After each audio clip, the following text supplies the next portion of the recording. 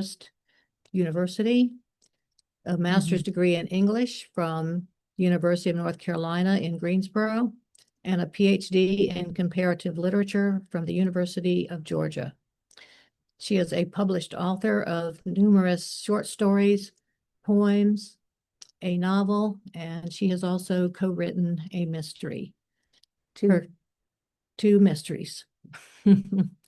And the third is in process, for those of you who are asking. She is going to speak today about the myth of Sisyphus. Why is Sisyphus happy?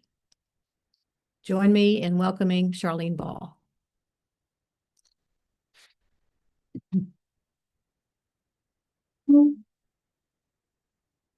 Thank you. I do have to say that the two mysteries were written in collaboration with my wife, Libby Ware, under the name of Lily Charles, not our names. And you can find them at Caris or wherever books are sold. We can tell you more about that. So I'm going to talk about why is Sisyphus happy? And I have to give credit first to Linda Bell. I really told the Program Guild that they should have asked her to speak because she is a philosopher of existentialism and a professor, and she has talked about the concepts within Albert Camus' myth of Sisyphus, and she was the major influence on me in getting me to read it and my understanding of it. So here's a tribute to Linda Bell, who is not here, but who will, I hope, hear this. So anyway, why is Sisyphus happy? First, Albert Camus, he is considered an existentialist, although he denied it himself, and many others say he was not. He was born in Algeria.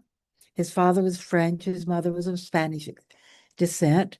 He was called what they call in Algeria the pied noir, black feet, which means Europeans born in Algeria. He was sick with tuberculosis when he was young. He came to Paris, was a friend of Jean-Paul Sartre's and Beauvoir's.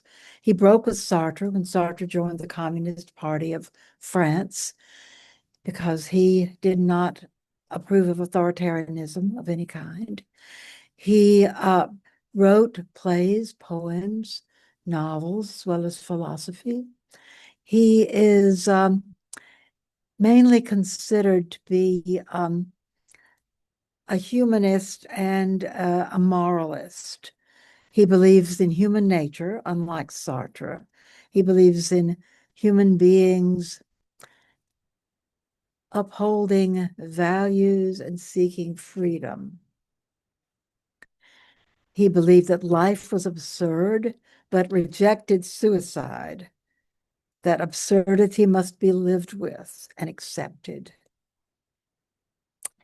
His obituary was written by William Faulkner, a famous American author. Here's Faulkner. When the door shut for him, he had already written on this side of it that which every artist is hoping to do.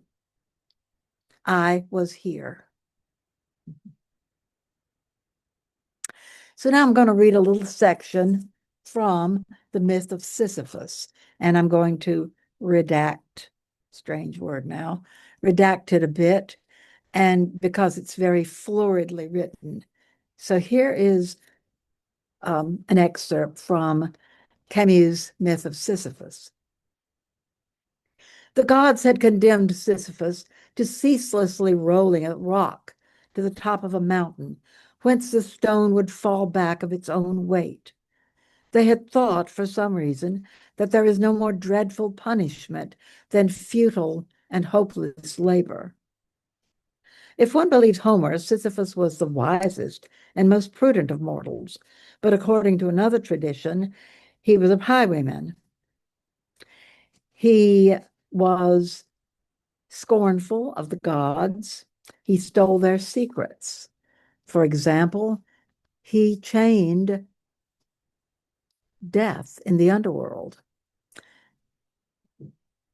He put death in chains. Pluto could not endure the sight of his deserted empire. So he dispatched the god of war who liberated death from the hands of her conqueror. It's also said that Sisyphus, being near to death, rashly wanted to test his wife's love, so he ordered her to cast his unburied body into the middle of the public square.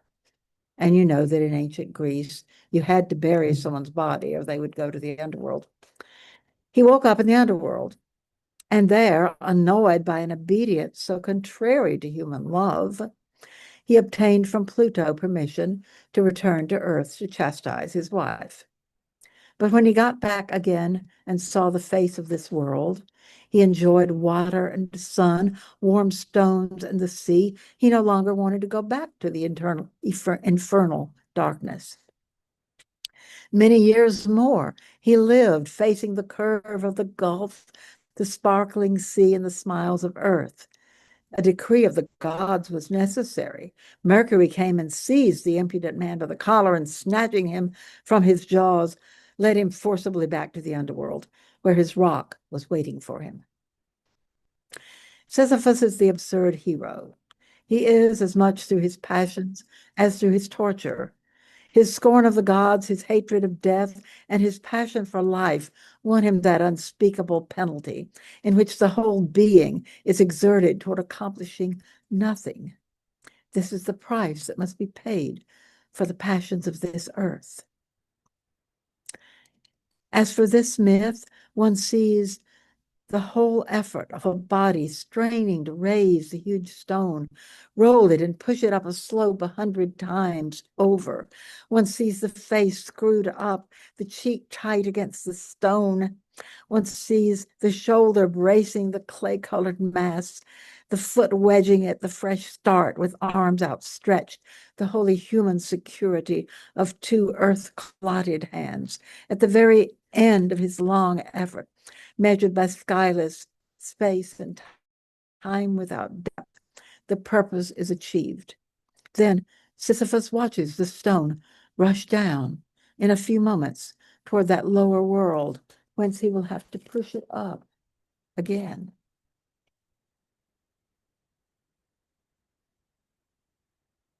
Toward the summit. He goes back down to the plain. It is during that return, that pause, that Sisyphus interests me. A face that toils so close to stones is already stone itself. I see that man going back down with a heavy yet measured step toward the torment of which he will never know the end. That hour, like a breathing space which returns as surely as his suffering, that is the hour of consciousness. At each of those moments, when he leaves the height and sinks toward the lair of the gods, he is superior to his fate. He is stronger than his rock. If this myth is tragic, it is because the hero is conscious. Where would his torture be, indeed, if at every step the hope of succeeding accompanied him? The workman of today works every day in his life at the same tasks, and this fate is no less absurd. But it is tragic at the rare moments when it becomes conscious. Sisyphus, proletarian of the gods, powerless and rebellious, knows the whole extent of his wretched condition. It is what he thinks of during his descent. The lucidity that was to constitute his torture at the same time crowns his victory. There is no fate that cannot be surmounted by scorn. If the descent is sometimes performed in sorrow, it can also take place in joy. This word is not too much. Again, I fancy Sisyphus returning toward his rock. When the images of earth cling too tightly to memory, when the call of happiness becomes too insistent, it happens that melancholy rises in man's heart. This is the rock's victory, the rock itself. The boundless grief is too heavy to bear. These are our nights of Gethsemane, but crushing truths perish from being acknowledged. One does not discover the absurd without being tempted to write a manual of happiness. Happiness and the absurd are two sons of the same earth. They are inseparable. It would be a mistake to say that happiness springs from the absurd discovery. It happens as well that the feeling of the absurd springs from happiness. All Sisyphus' silent joy is contained therein. His fate belongs to him. His rock is his thing. Likewise, the absurd man, when he contemplates his torment, silences all the idols. There is no sun without shadow, and it is essential to know the night. The absurd man says yes, and his efforts will henceforth be unceasing. If there is a personal fate, there is no higher destiny, or at least there is but one, which he concludes is inevitable. For the rest, he knows himself to be the master of his days. At that subtle moment, when man glances backward over his life, Sisyphus returning to his rock, in that slight pivoting he contemplates that series of unrelated actions which becomes his fate, created by him, combined under his memory's eye, and soon sealed by his death. Convinced of the wholly human origin of all that is human, he is still on the go. The rock is still rolling. I leave Sisyphus at the foot of the mountain. One always finds one's burden again. Sisyphus teaches the high fidelity that negates the gods and raises rocks. He concludes that all is well. This universe without a master seems to him neither sterile nor futile. Each atom of that stone, each mineral flake of that night-filled mountain in itself forms a world. The struggle itself toward the heights is enough to fill a man's heart. One must imagine Sisyphus happy. So that's Camus' conclusion to his essay, The Myth of Sisyphus. A bit flurried, but you get the point. In another writing, he said that humanity's appetite for meaning is set against the universe's unreasonable silence. That is, humans need to understand things, but the universe is not understandable. If we have hope, we have no guarantee that what we hope for will happen. If we have faith, we have no guarantee that any god or gods will answer or will give us any response at all. Martin Luther King Jr. said, the arc of the universe is long, but it tends toward justice. But according to Camus, we have no guarantee that that is true. Tending toward justice may be only our own efforts. We make it happen by ourselves. A writer on Substack that I follow sometimes, Andrew Egger, wrote, this is bringing it up to the current day, is ultimate victory over Trumpism possible?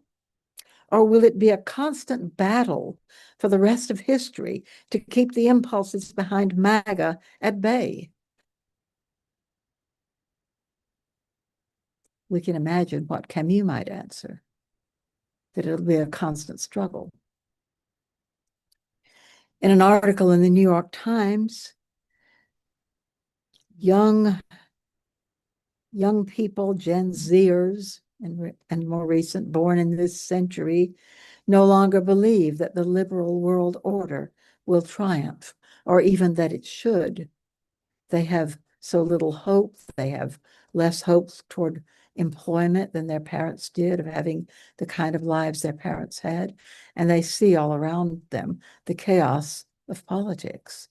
What's more, their views are no longer that of the liberal world order, tolerance, diversity, inclusion. Tolerance is a weak word. I tolerate you. No.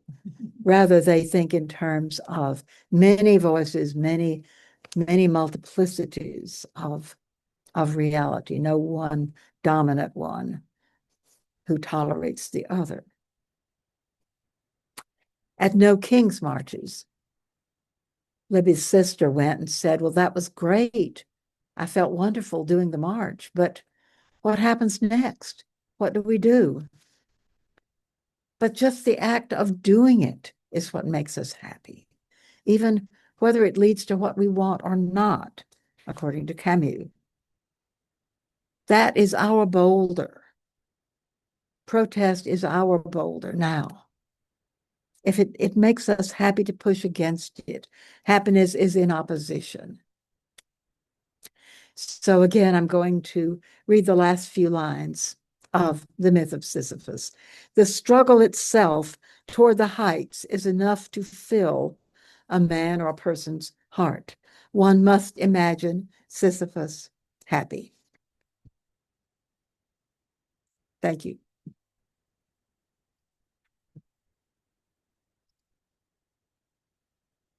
Okay, we have a couple minutes if anyone wants to ask Charlene a question or make a comment on her talk. Susan.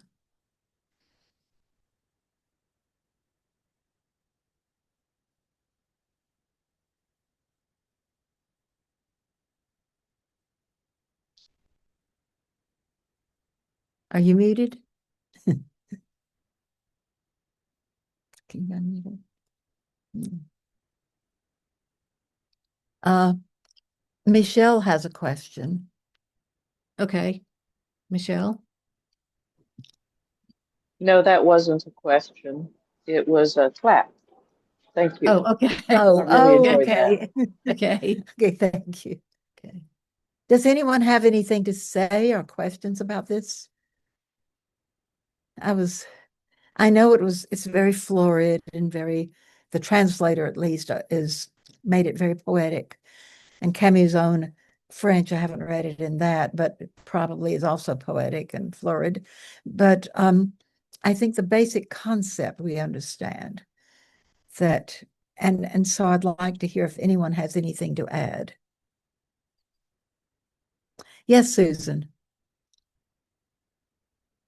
Susan Otzen. Yeah, it was just interesting to hear this myth in connection to the current day struggles. I really appreciated that. Thank you. I thought it was very apt, yes. Yeah. And yes, Stell. Well, I just like the idea of the boulder as not necessarily being a bad thing, but a challenge, that you put your shoulder to. That's kind of a refreshing idea sometimes. Even though it's not, you don't always want the boulder to be pressing you down. No, you don't. Susan the doctor.